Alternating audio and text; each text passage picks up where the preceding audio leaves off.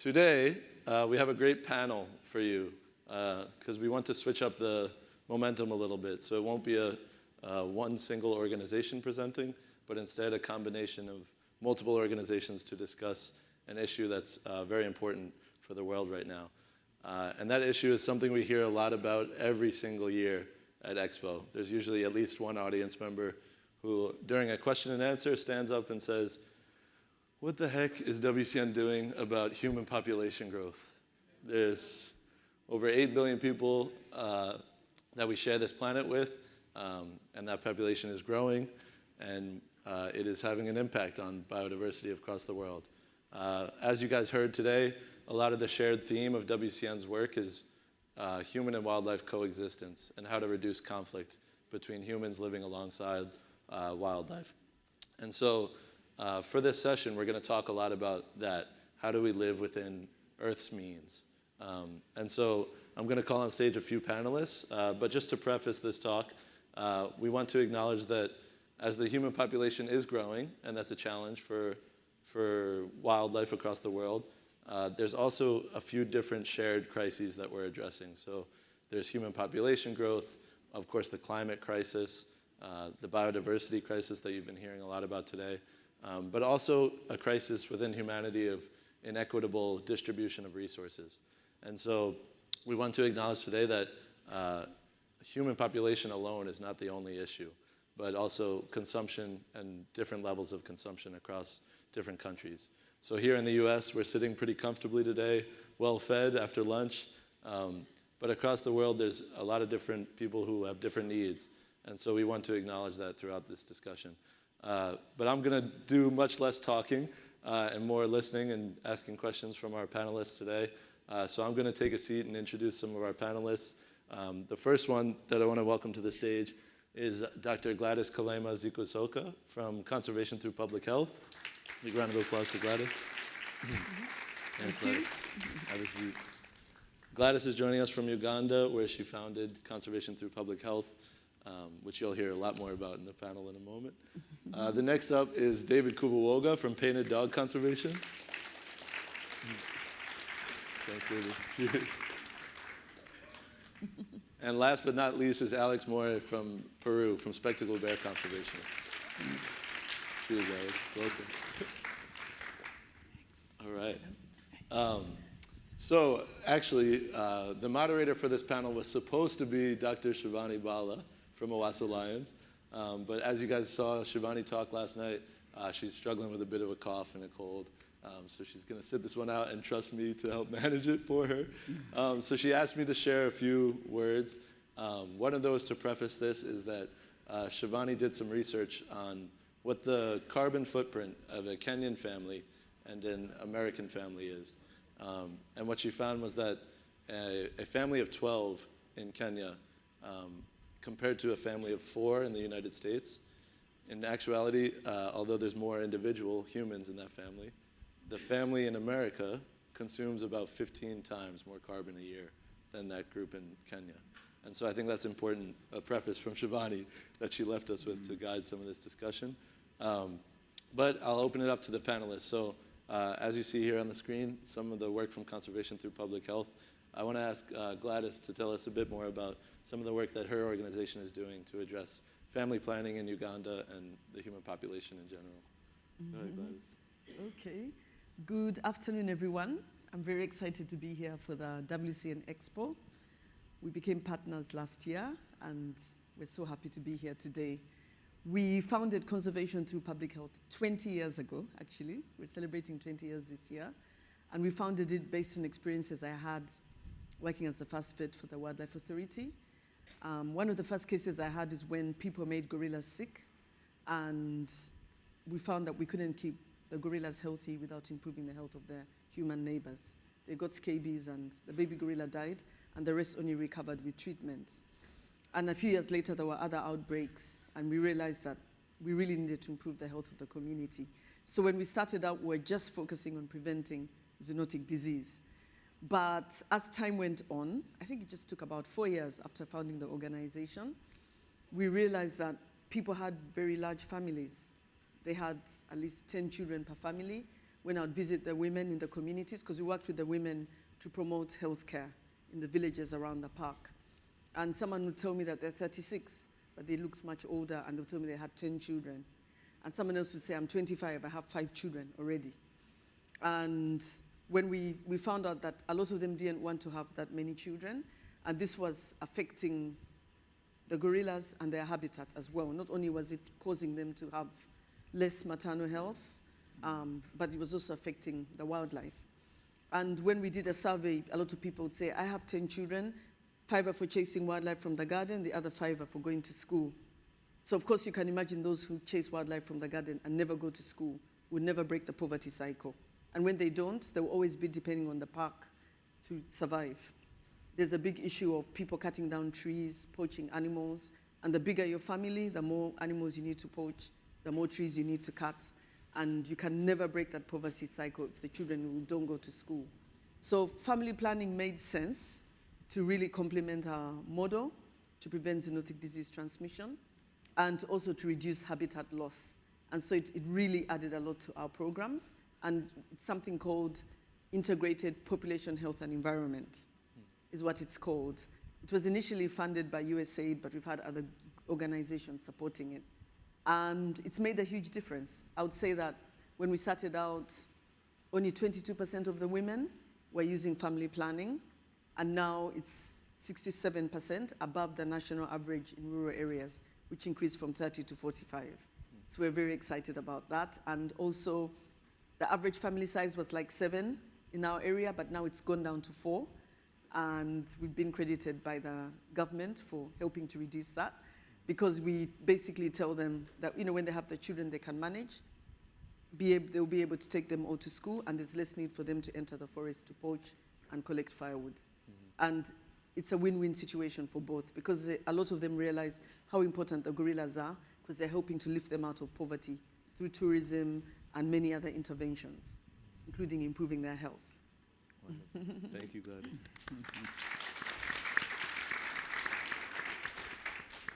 So I think, an important part of Gladys's work is to address access to health for women across Uganda, but men as well. And I think that there's a few different solutions that you'll see across this panel that's addressing this crisis. But David, can you tell us a bit about how Painted Dog Conservation is addressing this through education? Thank you, Tommy. It's really a pleasure to be back in San Francisco and really be part of this family that is and has done a lot, not only for painted dogs, but for the many species here. This is quite an interesting topic, looking at the communities that we come from and the cultural issues that surround families, the number of kids you can have and what that means to these families. But as Painted Dog Conservation, our vision is to create a conducive environment where painted dogs can thrive. Mm-hmm. And one of the issues is poaching. And the poaching is not done by anything else other than humans. And it follows then that if we don't control in many ways the numbers, then this might continue to be the trend. Mm-hmm. But what we have focused on more as Painted Dog Conservation, knowing fully well that probably our capacity and authority as far as population control is concerned is limited. This is mainly things that are reserved for government. What we have capacity for is education and awareness. Mm-hmm. So we have a world-class facility for education and what we call the Children's Bush Camp. Mm-hmm. We bring 21 local primary schools to the Children's Bush Camp for free for 4 days. And during these 4 days, what basically we are doing is to teach and inculcate in these kids a mentality of coexistence with nature that surrounds them. Mm-hmm. For those that have visited the bush camp, they would see the dramatic difference just in terms of the surroundings from where the kids live and when they get to the camp itself. They are surrounded by these huge trees intact, and already just that has an impact on them. And then while they're there, the curriculum really is filled with what have been the consequences of nature, what has been the consequences of wildlife in their villages, and we ask them, why do you think it is such? And it is during that time, as you can see there, where we start to show them that it is the actions from them in terms of deforestation, it is the actions from them in terms of sometimes how we react to issues of human-wildlife conflict. And by the time they leave the children's bush camp and they've also gone on a game drive, their attitude and the way they feel they have to interact with nature would have completely changed. And over the years, since 2004, and you can calculate, we have had 800 kids coming to this camp since 2004 and to date. So those are the number of local kids then that have gone through this system of really trying to teach them to live within their means, trying to get them to coexist with nature. We have had really that much impact around. For example, right now we have a kid that went through the bush camp, a girl, and we recently started an all-female anti-poaching unit, and it is that girl that is leading that team, and from the villages. Awesome. Thank you, David. Yeah, I think you'll see that we're trying to encourage you guys and the panelists here to notice that sometimes human population growth can look like an all-defeating topic or challenge, right? But there is changes that are happening on the ground, just like you're hearing from David and Gladys. And so access to health is an important way to approach that solution. Education for all children and adults too. To value coexistence with wildlife is an important solution. And I think also you'll hear from Alex about, I think, income and just ensuring that people have alternative sources of income is an important approach. So Alex, could you tell us a bit in Peru about spectacled bear conservation's programs? Thanks Tommy, and thanks everyone for being here. Well, this panel is about living with the earth means. Can you imagine where were the means of the women in rural areas in Peru, or in the high Andes of Peru, 20 years ago, or 30 years ago? And for sure now the story keeps quite similar in some areas, so they have no means to survive. So the inequality in terms of gender is also a hard issue to deal with. So that's why one of the reasons why we started this Felty program at SBC 15 years ago, when we went to Robin and wanted to start help to protect bear habitat. We also decided to work with the women because they have no means. They used to have kids when they were 14, 15 years old in many places. So how we can have an impact, trying to change the way that the families get income and how to make this part of the population in our areas to get income, also to survive. Now, after all these 15 years, we have almost 100 of ladies working in this program, but 1/3 of this number of ladies are single moms, and this program has changed the life of many of these ladies because we have provided income for, they used to be just helping to raise the cattle, raising kids at home, and all these ladies now are earning her own money, and they are supporting the families, the education that they have. So we have many stories behind this program, like Carmila, who is a lady that was one of the first ladies involved in the program, who had at the end the money to educate her kids, but also to fight against the cancer. She got cancer a couple of years ago, and all the treatment, because also they don't have access to health. Our health system is also, is not good. But from the money that she get from the FELTIC program, she could pay the treatment. And yeah, now she says that thanks to this program, she's alive. Wow. So that's what we want to do with this program, is trying to also to help the ladies to get income, to be empowered, because they feel now part of they can support their families. They feel so strong now because they are part of the society with a more power to, even for,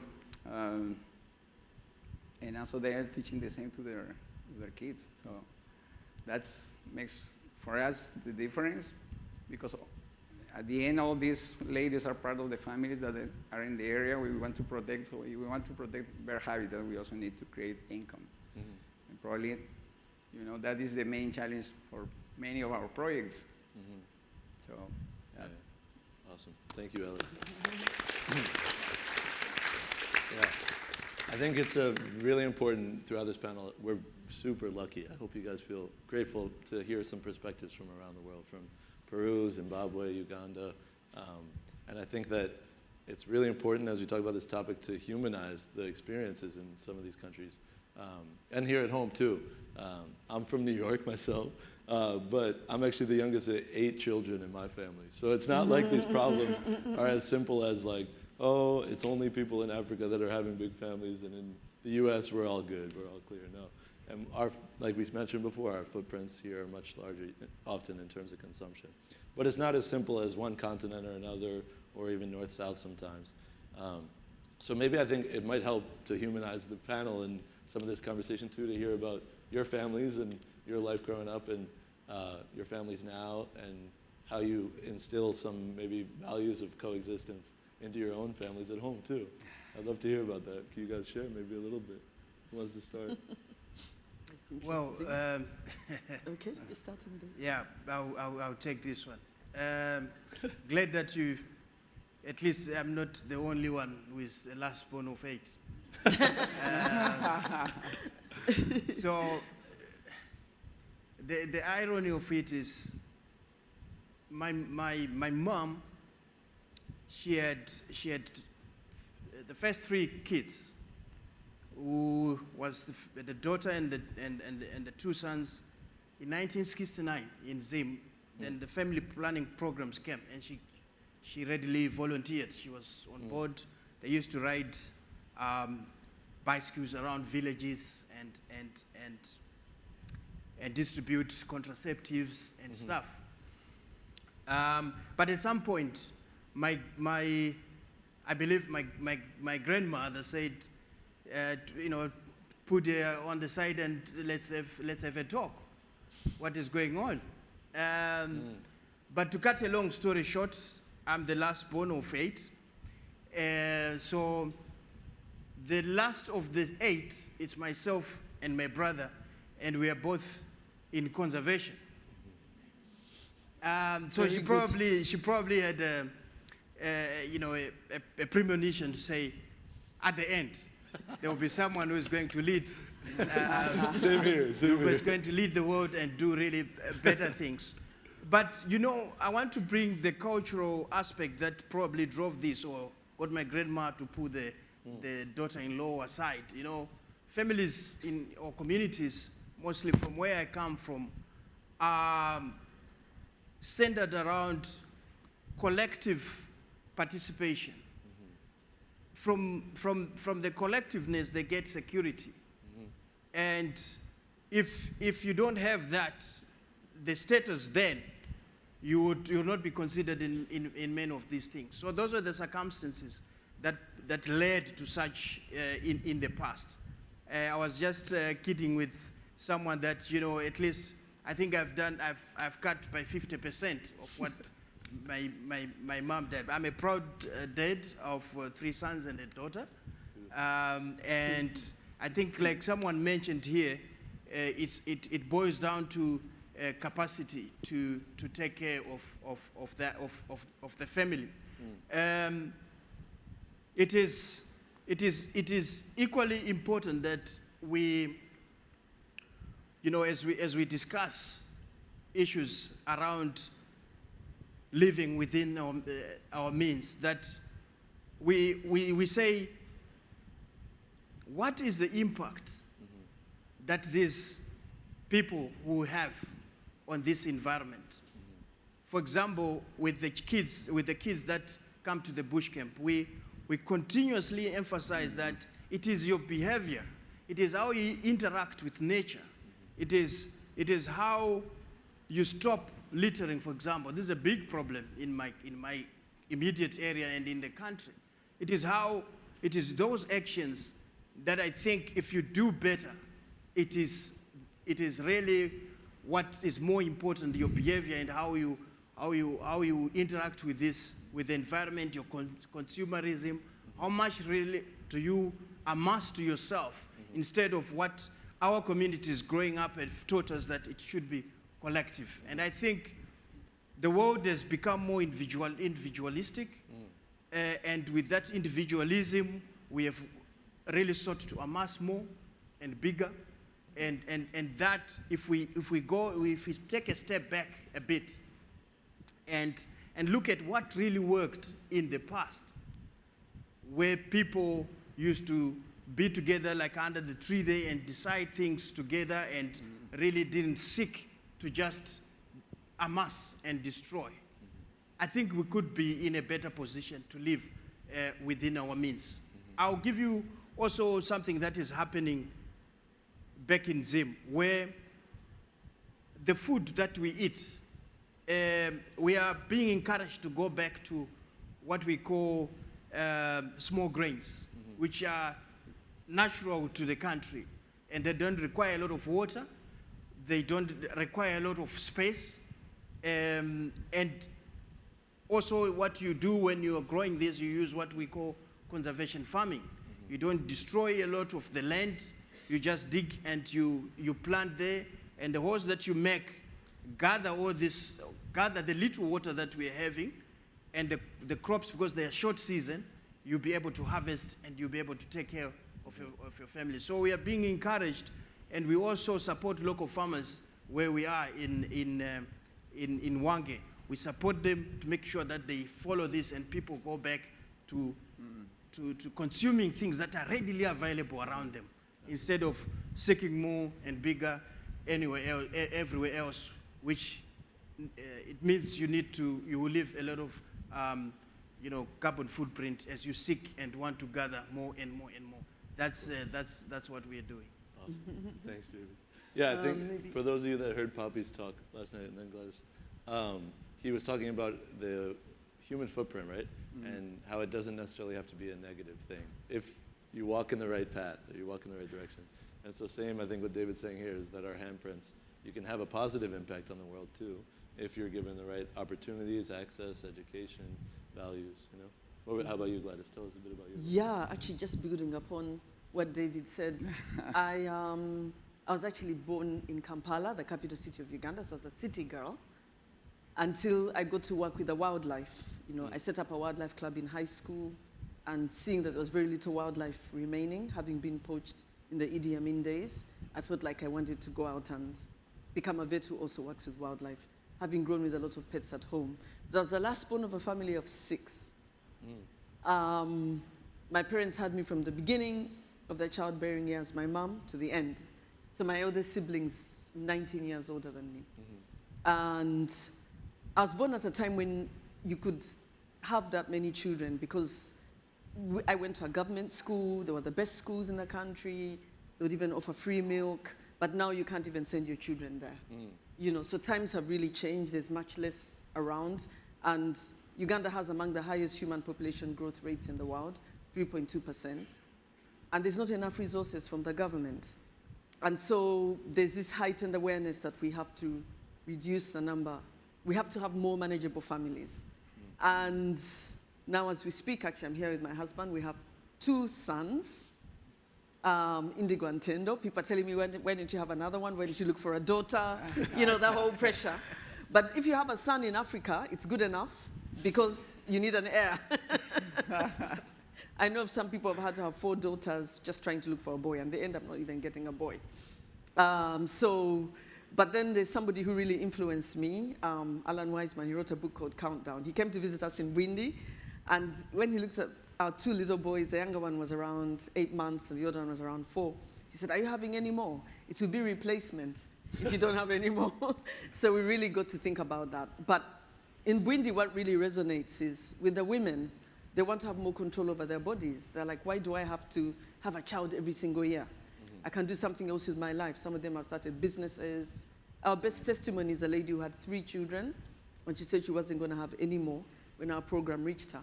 And that means that her 3 girls are all going to go to school. There won't be teenage pregnancies. One of the first staff we hired from the Windy community, her father was a senior traditional healer in the area, and he had the foresight to educate both his girls and boys. So Vasta went and did a degree in tourism at Makerere University because of the mountain gorillas. Tourism had just begun. She had her first child when she was 25. And she's had 4 children in total, which is way better than the rest of her community. So with the women, it's about having more control over their bodies. With the men, it's about balancing the family budget. But I did come from a family of highly educated people. My dad was a minister in the first government after independence, a government minister. My mom also followed his footsteps and was one of the first female politicians. And they always encouraged me to do what I want. So I think, but all my siblings have had like 2 children or 1, you know. We've not really been, we realized that there isn't enough resources, and the more educated Ugandans you get, the much less children they're having now. So I think it's just a transition. Absolutely. And it's now spreading to the rural areas, and I'm glad that with all your support, we're able to make sure that these people have access to family planning. And as human well-being is improving, the gorillas' future is better, they're falling sick less often, and we're very excited about that. Awesome. Thank you, Gladys. Yeah. I think it's important, you talked about you and your family also had a choice about what path you can take in your own careers in life. And that's really critical, I think, for this as well, is that family planning programs and human health programs, education, and employment, livelihood opportunities, always need to at least be, at the minimum, a choice, right, and consented to. And so I think we've seen some countries take down a path of human population growth where there's rules about how big your family can be, and it hasn't worked very well. And so I think it's important as these programs is that they understand the local cultures, they understand the local needs of people there, because they're from the same cultures and communities, right? And so it's all about providing opportunities, but not mandating or forcing anybody to take a certain path. And I think that's really wonderful that CTPH does that. Alex, how about you? And then we'll have some chance for questions too from the audience. So hope you guys can put them in on Slido, or we'll get a mic going. Well, this is a big issue, as everyone is saying, but to me, it's also how we change our behaviors, and every of us has the opportunity to do that. When I grew up, my dad used to work for a mining company. My dad used to drive a big trucks, so probably his hope was that I'm in the same business, or I don't know, but earning the money that he used to earn. But when he realized that I enjoy wildlife, I enjoy painting, and I enjoy being outside. And when I decided to be a biologist, I think he was a bit concerned, but he also gave me the freedom to decide what I wanted to do. And actually, he told me, if we want to say something, we want to do something for our environmental, for go and do it. So I think that was a breaking point to me, because, yeah, you know, I learned that it's more important probably than earning a good amount of money. I can do my part in this, you know, in this world. That's what I'm doing now. But I also have a kid, a 5-year-old kid now, and I'm trying to teach him how also he can, you know, work against all the, deal with these differences between women and men, because, you know, in most of our country we have this, you know, machism behaviors. And yeah, some weeks ago I had a small experience I want to share with you. So when I'm at home, I'm helping my kid to do the homework. And it was a homework that literally says, with the help of your mom, find something. And that was crazy, finding that in this, in this moment of the life. And I sent a letter to the kindergarten saying, because, what kind of, message they are giving to my kid. Because I wanted to, to teach him that everyone has the same opportunities, the same responsibilities. And so that's, after I got a response from the kindergarten, they said, I'm sorry, that we're going to be more careful about that.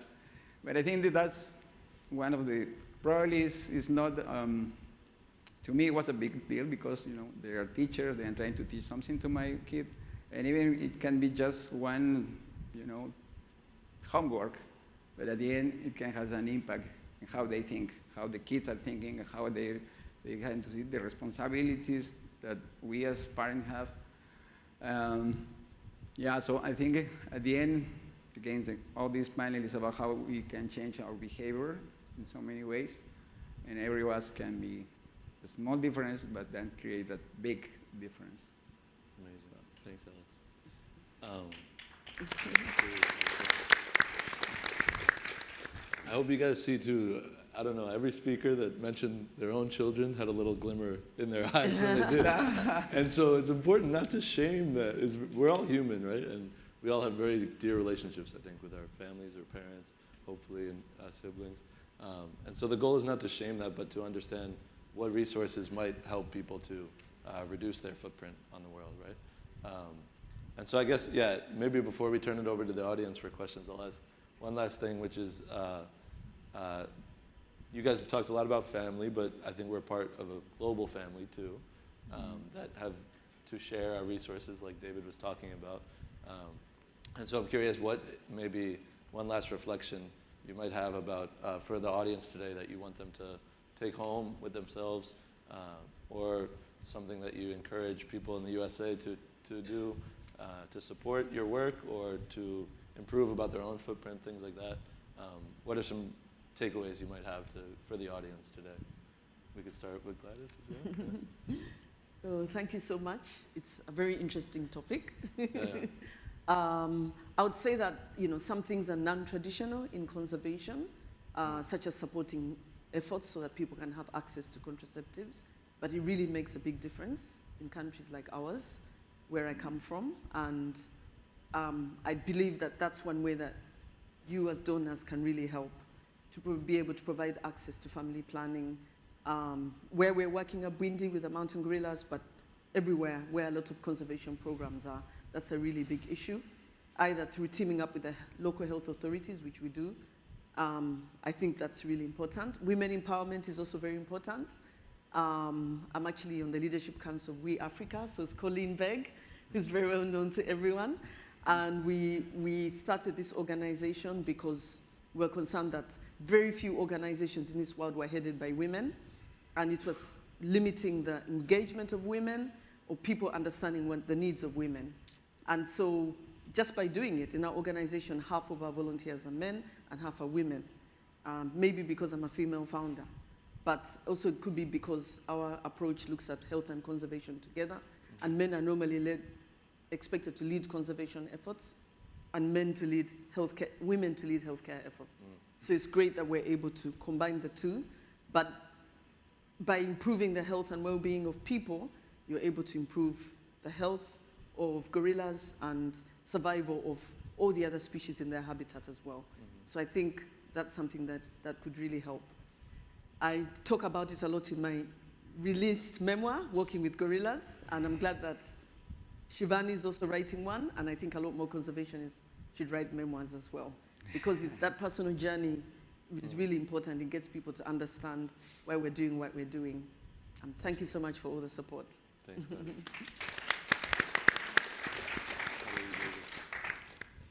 Yeah, I think a continued support of our work back in the communities we come from is quite vital. And also appreciating that our approach is holistic. It's not just the species, just not the dogs running in packs. It involves people. And the main threats that we get are from these people. And most of them is lack of alternatives, and we should be in a position to provide those alternatives, work with communities, and make sure that whatever is lacking and can be provided is provided to them so that we can save these beautiful animals. So the takeaway is continue with the support that you have given us for a long, long time, and it's having a lot of impact on the ground. Thank you. Awesome. Thanks, David. And before Alex, before you go, if the AV team could maybe put up the Slido deck. Yeah, if you want to submit a question, you can scan this and submit one too. We'll try to get in. Go ahead, Alex. Okay. Yeah, we have big challenges too. If we want to protect our planet, we need to change our behavior. We need to support all these programs that we are doing to, to create income for vulnerable people, to change the way they can earn a living. Yeah, and in this, well, thanks to you for all your support you're doing. All these challenges, for example, in the FERTI program, now we are trying to scale up this program. We have to get more women involved. We need more investment. We need more people to know about business. Probably most of you know business than us. So that's the kind of support that we want. Your support. Thanks for being here, for helping us.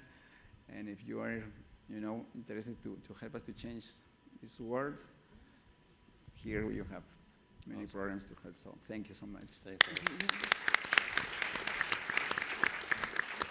Yeah, please, if you haven't yet, please visit the booth later on to purchase some felty from Spectacled Bear Conservation. Oh yeah, sure. Beautiful little ornaments. But all the great work and Gladys's book and a lot of stuff from PDC as well. So please visit thereafter. We have time maybe for one question if the audience wants to raise.